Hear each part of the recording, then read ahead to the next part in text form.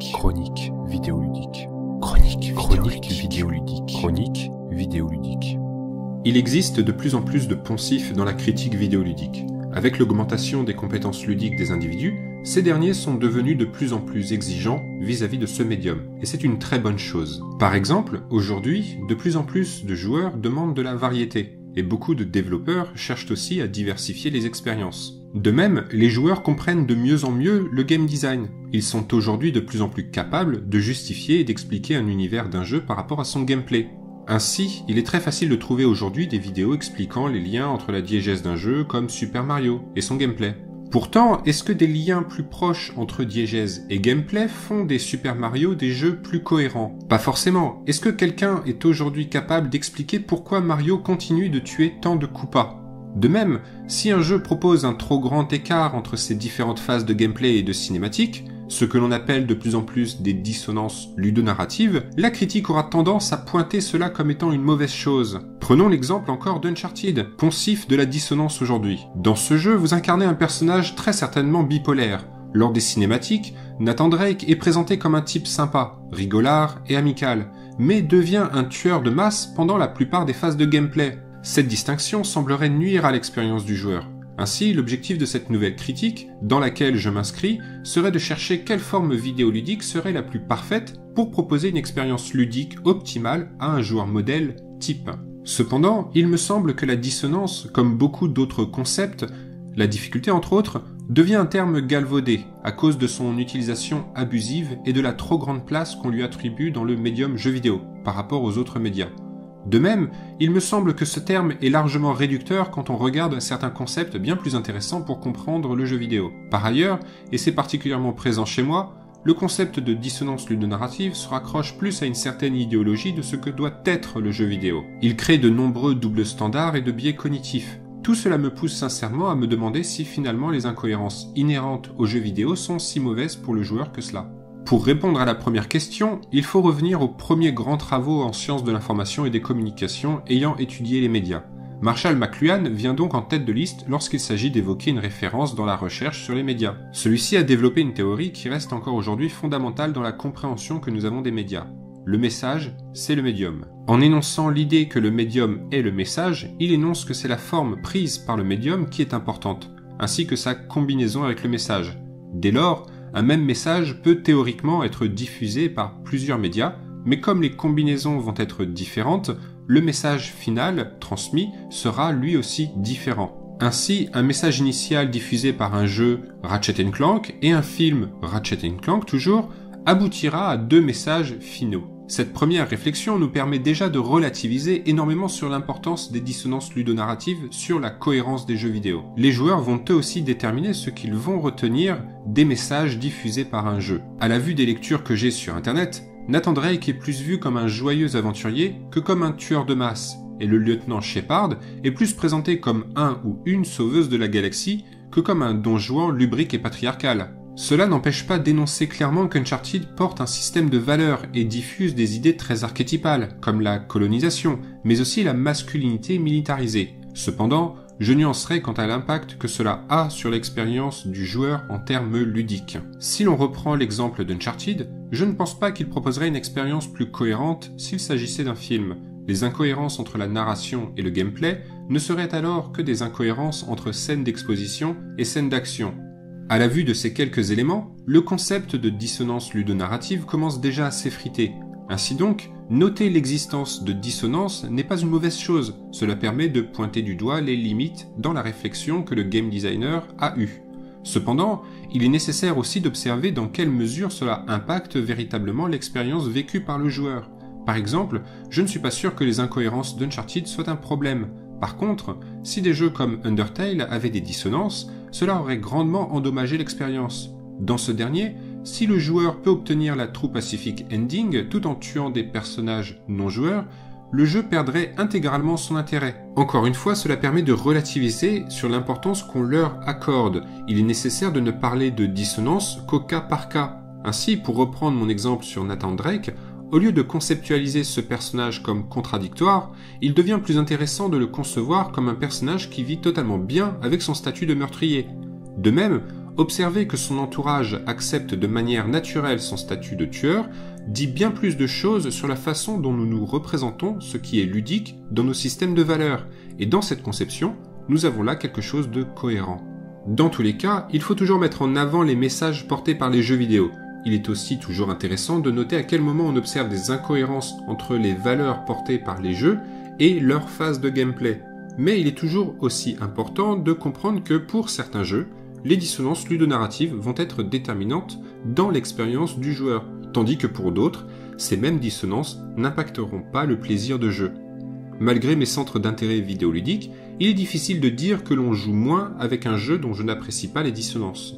Tout cela m'amène à mon deuxième point. Le concept de dissonance ludonarrative est bien trop restrictif pour véritablement proposer une compréhension du médium jeu vidéo.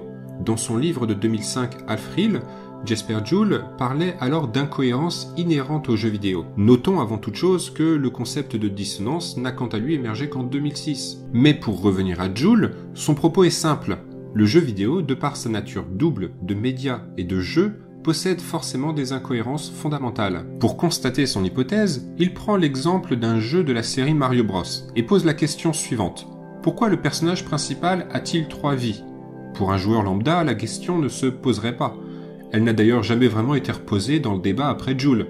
Cependant, l'auteur de Half-Real met le doigt sur l'une des incohérences fondamentales qui sont présentes dans les jeux vidéo. Absolument rien n'explique dans la narration des jeux Mario pourquoi notre avatar moustachu accumule des vies. Si la question vous semble hors sujet, laissez-moi la reformuler ainsi.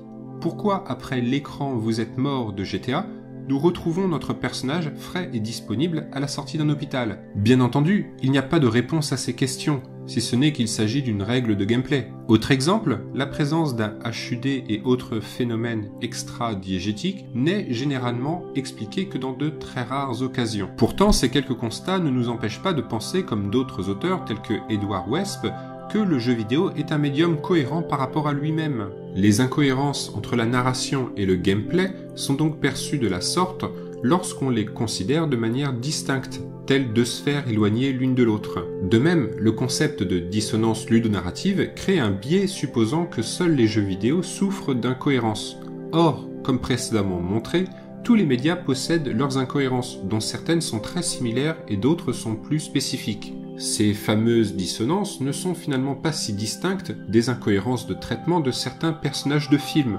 Rappelons que les plus grands héros de cinéma et de la télévision sont aussi des meurtriers. N'oublions pas que les rebelles de Star Wars déciment 3 fois les populations habitantes sur les planètes armes de l'Empire. Pourtant, il serait malhonnête de dire que nous ne prenons pas plaisir à les regarder faire. Enfin, il y a une dernière incohérence fondamentale que je souhaite aborder avant de poursuivre mon argumentation.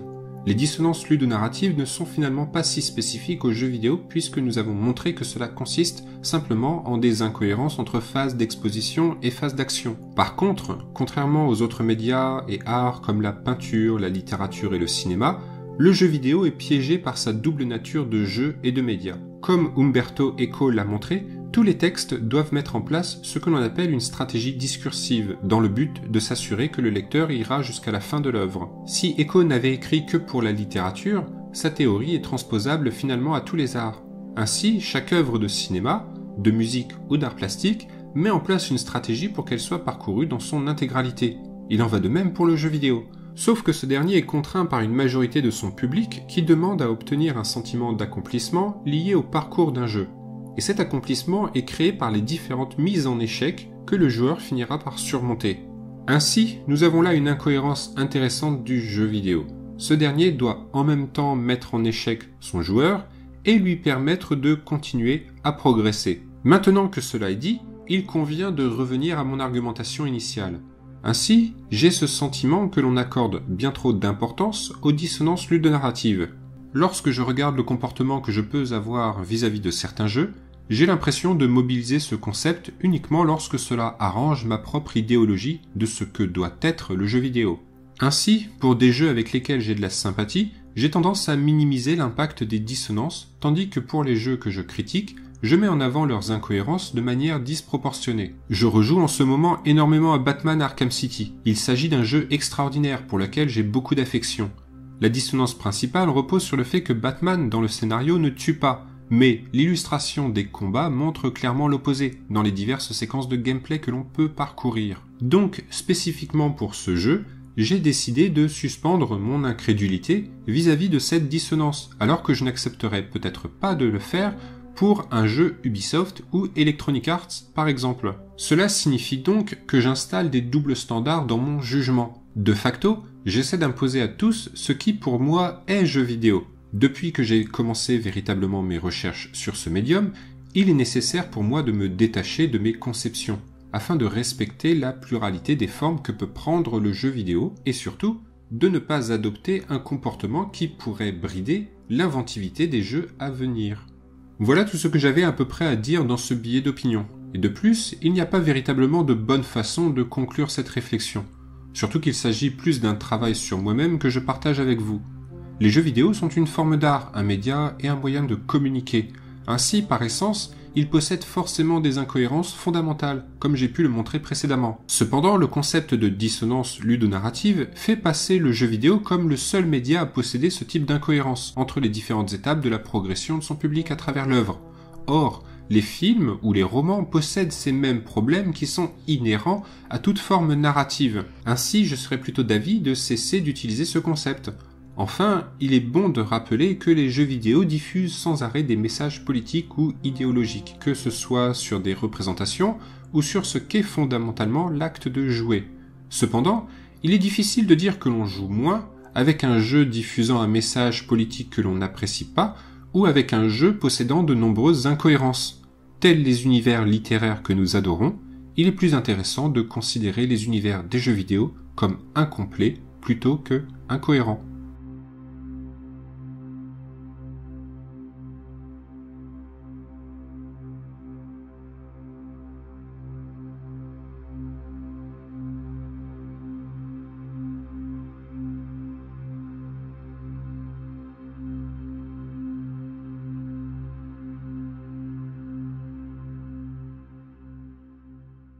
Nouvelle critique, dans laquelle je m'inscris, serait de chercher quelle forme vidéoludique serait la plus parfaite pour proposer une expérience ludique optimale à un joueur modèle type. Cependant, il me semble que la dissonance, comme beaucoup d'autres concepts, la difficulté entre autres, devient un terme galvaudé à cause de son utilisation abusive et de la trop grande place qu'on lui attribue dans le médium jeu vidéo par rapport aux autres médias. De même, il me semble que ce terme est largement réducteur quand on regarde certains concepts bien plus intéressants pour comprendre le jeu vidéo. Par ailleurs, et c'est particulièrement présent chez moi, le concept de dissonance ludonarrative se raccroche plus à une certaine idéologie de ce que doit être le jeu vidéo. Il crée de nombreux doubles standards et de biais cognitifs. Tout cela me pousse sincèrement à me demander si finalement les incohérences inhérentes au jeu vidéo sont si mauvaises pour le joueur que cela. Pour répondre à la première question, il faut revenir aux premiers grands travaux en sciences de l'information et des communications ayant étudié les médias. Marshall McLuhan vient donc en tête de liste lorsqu'il s'agit d'évoquer une référence dans la recherche sur les médias. Celui-ci a développé une théorie qui reste encore aujourd'hui fondamentale dans la compréhension que nous avons des médias. Le message, c'est le médium. En énonçant l'idée que le médium est le message, il énonce que c'est la forme prise par le médium qui est importante, ainsi que sa combinaison avec le message. Dès lors, un même message peut théoriquement être diffusé par plusieurs médias, mais comme les combinaisons vont être différentes, le message final transmis sera lui aussi différent. Ainsi, un message initial diffusé par un jeu Ratchet & Clank et un film Ratchet & Clank toujours aboutira à deux messages finaux. Cette première réflexion nous permet déjà de relativiser énormément sur l'importance des dissonances ludonarratives sur la cohérence des jeux vidéo. Les joueurs vont eux aussi déterminer ce qu'ils vont retenir des messages diffusés par un jeu. À la vue des lectures que j'ai sur internet, Nathan Drake est plus vu comme un joyeux aventurier que comme un tueur de masse, et le lieutenant Shepard est plus présenté comme un ou une sauveuse de la galaxie que comme un don Juan lubrique et patriarcal. Cela n'empêche pas d'énoncer clairement qu'Uncharted porte un système de valeurs et diffuse des idées très archétypales, comme la colonisation, mais aussi la masculinité militarisée. Cependant, je nuancerai quant à l'impact que cela a sur l'expérience du joueur en termes ludiques. Si l'on reprend l'exemple d'Uncharted, je ne pense pas qu'il proposerait une expérience plus cohérente s'il s'agissait d'un film. Les incohérences entre la narration et le gameplay ne seraient alors que des incohérences entre scènes d'exposition et scènes d'action. À la vue de ces quelques éléments, le concept de dissonance ludonarrative commence déjà à s'effriter. Ainsi donc, Noter l'existence de dissonance n'est pas une mauvaise chose, cela permet de pointer du doigt les limites dans la réflexion que le game designer a eue. Cependant, il est nécessaire aussi d'observer dans quelle mesure cela impacte véritablement l'expérience vécue par le joueur. Par exemple, je ne suis pas sûr que les incohérences d'Uncharted soient un problème. Par contre, si des jeux comme Undertale avaient des dissonances, cela aurait l'une de l'autre. De même, le concept de dissonance ludonarrative crée un biais supposant que seuls les jeux vidéo souffrent d'incohérences. Or, comme précédemment montré, tous les médias possèdent leurs incohérences, dont certaines sont très similaires et d'autres sont plus spécifiques. Ces fameuses dissonances ne sont finalement pas si distinctes des incohérences de traitement de certains personnages de films. Rappelons que les plus grands héros de cinéma et de la télévision sont aussi des meurtriers. N'oublions pas que les rebelles de Star Wars déciment 3 fois les populations habitantes sur les planètes armes de l'Empire. Pourtant, il serait malhonnête de dire que nous ne prenons pas plaisir à les regarder faire. Enfin, il y a une dernière incohérence fondamentale que je souhaite aborder avant de poursuivre mon argumentation. Les dissonances ludonarratives ne sont finalement pas si spécifiques aux jeux vidéo puisque nous avons montré que cela consiste simplement en des incohérences entre phases d'exposition et phases d'action. Par contre, contrairement aux autres médias et arts comme la peinture, la littérature et le cinéma, le jeu vidéo est piégé par sa double nature de jeu et de média. Comme Umberto Eco l'a montré, tous les textes doivent mettre en place ce que l'on appelle une stratégie discursive, dans le but de s'assurer que le lecteur ira jusqu'à la fin de l'œuvre. Si Eco n'avait écrit que pour la littérature, sa théorie est transposable finalement à tous les arts. Ainsi, chaque œuvre de cinéma, de musique ou d'art plastique met en place une stratégie pour qu'elle soit parcourue dans son intégralité. Il en va de même pour le jeu vidéo. Sauf que ce dernier est contraint par une majorité de son public qui demande à obtenir un sentiment d'accomplissement lié au parcours d'un jeu. Et cet accomplissement est créé par les différentes mises en échec que le joueur finira par surmonter. Ainsi, nous avons là une incohérence intéressante du jeu vidéo. Ce dernier doit en même temps mettre en échec son joueur et lui permettre de continuer à progresser. Maintenant que cela est dit, il convient de revenir à mon argumentation initiale. Ainsi, j'ai ce sentiment que l'on accorde bien trop d'importance aux dissonances ludonarratives. Lorsque je regarde le comportement que je peux avoir vis-à-vis de certains jeux, j'ai l'impression de mobiliser ce concept uniquement lorsque cela arrange ma propre idéologie de ce que doit être le jeu vidéo. Ainsi, pour des jeux avec lesquels j'ai de la sympathie, j'ai tendance à minimiser l'impact des dissonances, tandis que pour les jeux que je critique, je mets en avant leurs incohérences de manière disproportionnée. Je rejoue en ce moment énormément à Batman Arkham City. Il s'agit d'un jeu extraordinaire pour lequel j'ai beaucoup d'affection. La dissonance principale repose sur le fait que Batman dans le scénario ne tue pas, mais l'illustration des combats montre clairement l'opposé dans les diverses séquences de gameplay que l'on peut parcourir. Donc, spécifiquement pour ce jeu, j'ai décidé de suspendre mon incrédulité vis-à-vis de cette dissonance, alors que je n'accepterais peut-être pas de le faire pour un jeu Ubisoft ou Electronic Arts par exemple. Cela signifie donc que j'installe des doubles standards dans mon jugement. De facto, j'essaie d'imposer à TIC Vidéoludique. Avec l'augmentation des compétences ludiques des individus, ces derniers sont devenus de plus en plus exigeants vis-à-vis de ce médium, et c'est une très bonne chose. Par exemple, aujourd'hui, de plus en plus de joueurs demandent de la variété, et beaucoup de développeurs cherchent aussi à diversifier les expériences. De même, les joueurs comprennent de mieux en mieux le game design. Ils sont aujourd'hui de plus en plus capables de justifier et d'expliquer un univers d'un jeu par rapport à son gameplay. Ainsi, il est très facile de trouver aujourd'hui des vidéos expliquant les liens entre la diégèse d'un jeu comme Super Mario et son gameplay.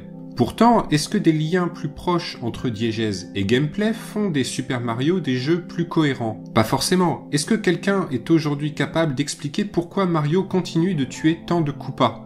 De même, si un jeu propose un trop grand écart entre ses différentes phases de gameplay et de cinématique, ce que l'on appelle de plus en plus des dissonances ludonarratives, la critique aura tendance à pointer cela comme étant une mauvaise chose. Prenons l'exemple encore d'Uncharted, poncif de la dissonance aujourd'hui. Dans ce jeu, vous incarnez un personnage très certainement bipolaire. Lors des cinématiques, Nathan Drake est présenté comme un type sympa, rigolard et amical, mais devient un tueur de masse pendant la plupart des phases de gameplay. Cette distinction semblerait nuire à l'expérience du joueur. Ainsi, l'objectif de cette nouvelle critique, dans laquelle je m'inscris, serait de chercher quelle forme vidéoludique serait la plus parfaite pour proposer une expérience ludique optimale à un joueur modèle type. Cependant, il me semble que la dissonance, comme beaucoup d'autres concepts, la difficulté entre autres, devient un terme galvaudé à cause de son utilisation abusive et de la trop grande place qu'on lui attribue dans le médium jeu vidéo par rapport aux autres médias. De même, il me semble que ce terme est largement réducteur quand on regarde certains concepts bien plus intéressants pour comprendre le jeu vidéo. Par ailleurs, et c'est particulièrement présent chez moi, le concept de dissonance ludonarrative se raccroche plus à une certaine idéologie de ce que doit être le jeu vidéo. Il crée de nombreux doubles standards et de biais cognitifs. Tout cela me pousse sincèrement à me demander si finalement les incohérences inhérentes aux jeux vidéo sont si mauvaises pour le joueur que cela. Pour répondre à la première question, il faut revenir aux premiers grands travaux en sciences de l'information et des communications ayant étudié les médias. Marshall McLuhan vient donc en tête de liste lorsqu'il s'agit d'évoquer une référence dans la recherche sur les médias. Celui-ci a développé une théorie qui reste encore aujourd'hui fondamentale dans la compréhension que nous avons des médias. Le message, c'est le médium. En énonçant l'idée que le médium est le message, il énonce que c'est la forme prise par le médium qui est importante, ainsi que sa combinaison avec le message. Dès lors, un même message peut théoriquement être diffusé par plusieurs médias, mais comme les combinaisons vont être différentes, le message final transmis sera lui aussi différent. Ainsi, un message initial diffusé par un jeu Ratchet & Clank et un film Ratchet & Clank toujours aboutira à deux messages finaux. Cette première réflexion nous permet déjà de relativiser énormément sur l'importance des dissonances ludonarratives sur la cohérence des